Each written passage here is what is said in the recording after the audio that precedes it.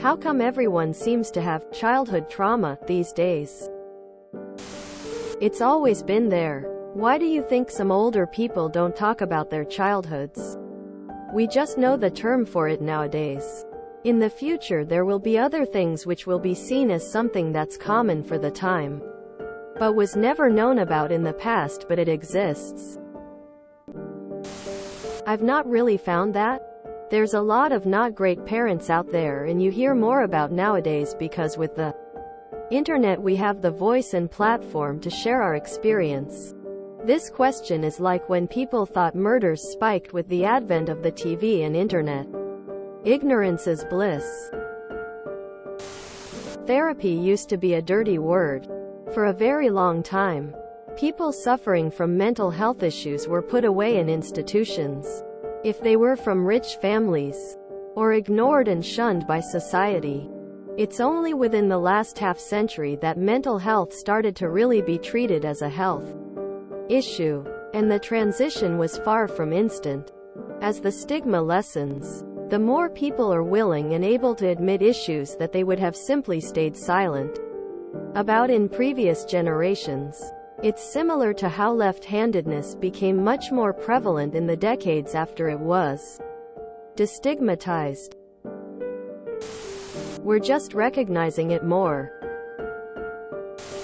It's always been there, people just actually talk about and address it nowadays.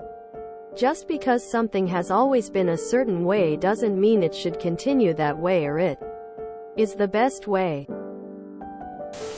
Because more people are less repressed and able to articulate their problems better than previous generations. Because emotionally damaged kids grow up into emotionally damaged adults who have kids and emotionally damage them. There's just as much as there always was. It's just not being hidden as much. It's always been there, people are just becoming more comfortable talking about it. Because we finally as a society can admit when things were traumatic.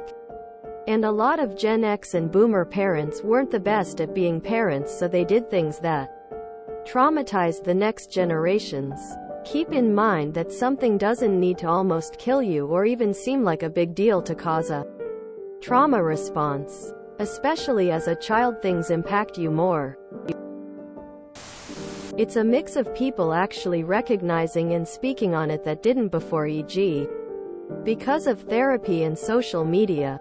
And people over-identifying trauma in basic life experiences because the concept is still fuzzy.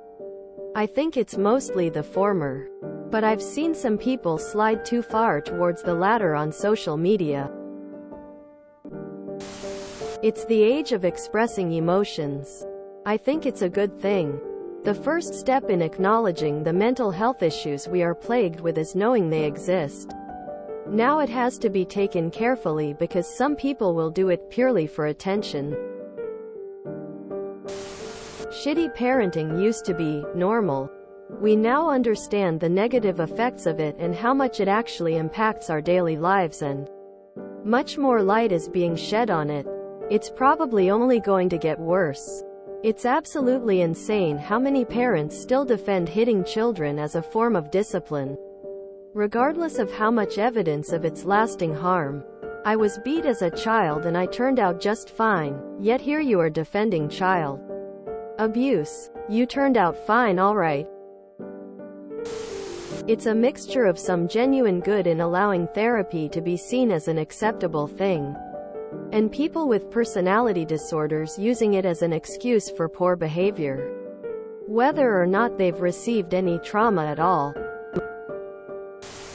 First time anyone asked, do you think those kids in the industrialized factories were okay? Did something traumatic happen when you were a kid? No? That's far more strange than not having it. TBH. 1. We have labels for the issues today. As recent as 10 years ago, the general public didn't have the language to talk about several topics. 2. We have laws around such behaviors today. As recent as 30 years ago, in some places, Domestic violence was a "if no one saw it, it didn't happen" affair. 3. Society has become accepting of such conversations. 4.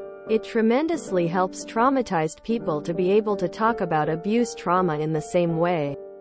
People need to talk about other forms of trauma, e.g. car accident, broken leg, work stress, etc., to help them get over the psychological impact of such events. We no longer have the perpetual economic growth and standard of living rise of the 60s. So we seek happiness in other things and have realized being mentally well is a key component of that. More therapy, less religion, more self-awareness. The same way how testing for COVID in the early days meant the confirmed amount of cases would increase. Nowadays we just are more aware of these traumas and actually acknowledge them instead of just leaving them unseen.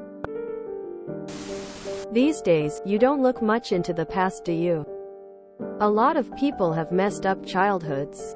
The only difference is that we're allowed to talk about it now. If you enjoyed this video, please check out our playlists full of similar content. Epicaricast is like doom scrolling for your ears. Please like, share, and subscribe.